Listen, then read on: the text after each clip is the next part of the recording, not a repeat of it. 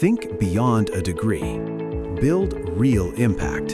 Shape your future with an MBA. From IILM University.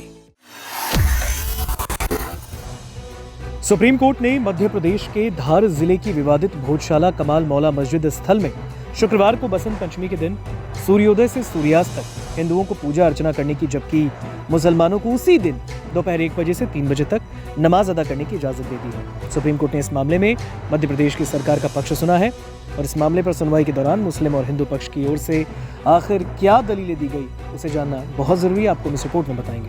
आपको बता दें, सबसे पहले ये जानना जरूरी है कि आखिर ये भोजशाला विवाद है क्या। देखिए, हिंदू लोग भोजशाला को वाग देवी यानी देवी सरस्वती का मंदिर मानते हैं, जबकि मुस्लिम समुदाय इसे कमाल मौला मस्जिद कहता है। यह स्थल भारतीय पुरातत्व सर्वेक्षण यानी ASI की तरफ से संरक्षित 11वीं शताब्दी का स्मारक है। ASI की ओर से 7 अप्रैल 2003 को की गई एक व्यवस्था के तहत हिंदू मंगलवार को भोजशाला परिसर में पूजा करते हैं और मुसलमान शुक्रवार को परिसर में नमाज करते हैं। आपको बता दें, इस मामले के बाद सुप्रीम कोर्ट में मामला पहुंचा तो भोजशाला विवाद सुप्रीम कोर्ट में गुरुवार को सुनवाई हुई। हिंदू और मुस्लिम समूहों ने 23 जनवरी यानी शुक्रवार को भोजशाला परिसर में धार्मिक गतिविधियों के लिए इजाजत मांगी और इसी दिन बसंत पंचमी के मौके पर सरस्वती पूजा होगी। चलिए आपको ग्राफिक्स के जरिए बताते हैं कि आखिर हिंदू पक्ष और मुसलमान पक्ष का क्या कहना है। सबसे पहले हिंदू पक्ष की बताते हैं। हिंदू पक्ष का कहना है कि बसंत पंचमी का मुहूर्त सूर्योदय से सूर्यास्त तक है, इसलिए 1 से 3 बजे तक पूजा नहीं रोक सकते। इसके बाद उनका कहना है कि नमाज तो शाम 5 बजे के बाद भी पढ़ी जा सकती है, तब तक हिंदुओं को पूजा करने की इजाजत दी जाए।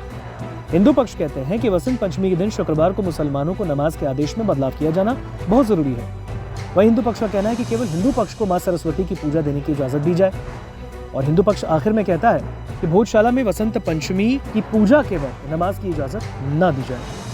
अब आपको ग्राफिक्स के जरिए बताते हैं कि मुसलमान पक्ष का क्या कहना है। देखिए, ASI ने कहा है कि सर्वेक्षण जारी रहेगा और 2 घंटे नमाज और पूजा होगी। नमाज केवल दोपहर में है। मुस्लिम पक्ष कह रहा है कि हम दोपहर 1 बजे से 3 बजे के बीच परिसर खाली कर देंगे, शाम 5 बजे के बाद नमाज की इजाजत का मतलब नहीं है। मुसलमान पक्ष का कहना है नमाज के लिए 2 घंटे के बाद पूजा बाकी समय हो सकती है। प्रशासन ने पहले भी व्यवस्था की, हमें शांति से नमाज पढ़ने की इजाजत मिली। आगे मुस्लिम पक्ष कहता है कि पहले 3 बार इसी तरह के इंतजाम हो चुके हैं और इसलिए याचिका सुनवाई योग्य नहीं है। आखिर में मुस्लिम पक्ष का कहना है कि जब भी बसंत पंचमी और शुक्रवार को जुमे की नमाज का वाकया पहली बार नहीं है, पहले भी ऐसे इंतजाम हो चुके हैं। अब इस पूरे मामले पर सुप्रीम कोर्ट का क्या कहना है वो जानना भी बहुत जरूरी है।